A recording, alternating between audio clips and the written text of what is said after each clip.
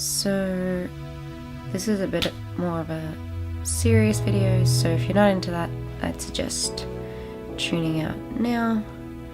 But this isn't a video for all my viewers. This is a video dedicated to a really special person that I met over the weekend at VidCon. Yeah, so I wrote a letter because I didn't know how to say this out loud without going off track like I am now. So I'm just going to read the letter, and so I'm going to be looking down a fair bit. And Gabby, I hope you watch this, but I understand if you don't because you're so huge and have such a big following and all that. But yeah, I hope that this gets to you one day, I guess. Dear Gabby, I want to thank you for being such an inspiration. You answered a question for me at VidCon about how to start sharing, so I thought I'd write this letter and read it on my channel. I don't know if you'll watch this video, but I sure hope you do, because you're the reason I've built up the courage to talk about my life. The specific story I was talking about, which I thought would help some people, is about a very close person in my life. He has a condition called Parkinson's, and he is doing everything in his power to fight it. Seeing a nutritionalist, I'm going to leave the mistakes in. Seeing a nutritionalist, and taking all the right meds, doing all the right things, which I honestly think it's slowing it down a little bit.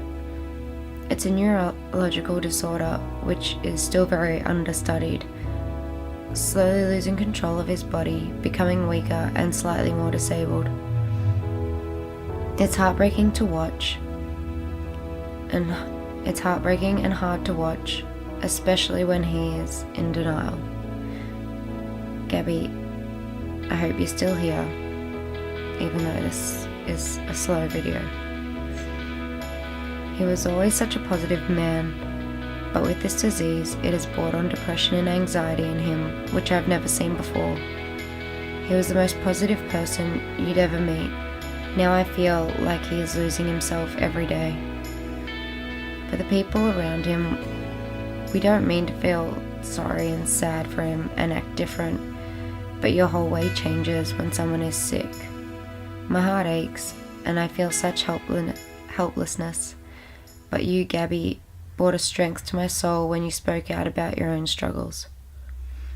When you spoke out, my heart fluttered, and I felt an instant connection, as if I knew you before. This is such a difficult time, and I feel there is only one way it's going to end, so I have to keep on keeping on and be strong. The most powerful thing you said was, "I'm not okay, but I will be," which I always have said to people around me. I always said, "You'll be okay," but never applied this to myself until you said to me, "I hope you work it out." Gabby, I know this is probably a little bit boring, but you need to know you help me so much. All those negative comments that you get, they don't know you. I don't know you, but I can see after the weekend that you have a heart of gold and a magical soul. I'm inspired, and my heart is open. I needed you to help bring that out. When you're down, remember that you help one person to spread their wings. Keep singing, really, keep singing. It's amazing. I listened to that song all the way home. Keep smiling, and keep telling people it's okay to say, "I'm not okay, but I will be." I'm thankful to you, and I'm thankful for you. Thank you. I hope our paths cross again, and I hope you did stay until the end. I didn't mean for that last bit to rhyme.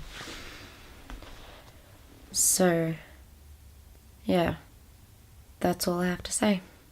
Review, and I watched a whole lot more last night, and then made up just hilarious. Anyway, so my question is, my channel is a little bit like funny, and I like to put a few serious things in there.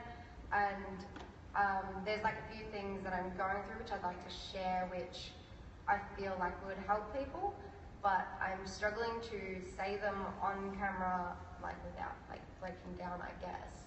And I don't even talk about them out loud, and I feel like I want like a tip to how to help myself bring it out, I guess. Well, it depends on your comfort level of, like, when I told my eating disorder story online, like, I like teared up, and at first I was like, well, am I too embarrassed to do that? And I decided I wasn't.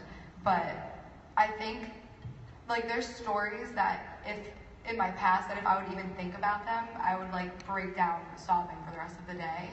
And now I can talk about them openly and freely. And I actually kind of touched on that a little bit at the end of the speech last night, where there were these things that I was like, oh my God, nobody's never gonna understand this. This is such an embarrassing, horrifying, traumatic thing in my past, and I don't ever want to talk about it. And then I talked about it to somebody who is like, you look at them and they're like rich and beautiful, and like their whole life is put together, and they're bougie and fancy. I'm just like, oh, they would never get it.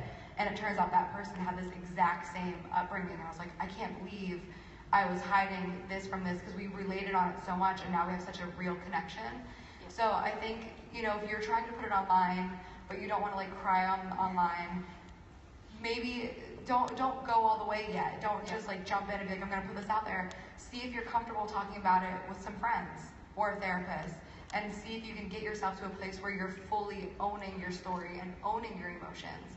And then if you get to that place and you're strong enough, share it with the world. But don't feel like you should just like jump into it and rush it, because you have your whole life to share your experiences. Don't do it for views.